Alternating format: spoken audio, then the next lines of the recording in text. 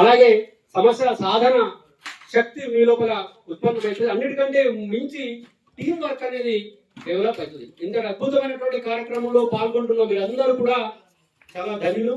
ఈ కార్యక్రమానికి వచ్చినటువంటి మన గౌరవ ఎమ్మెల్యే గారు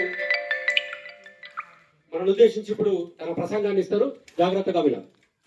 థ్యాంక్ యూ సార్.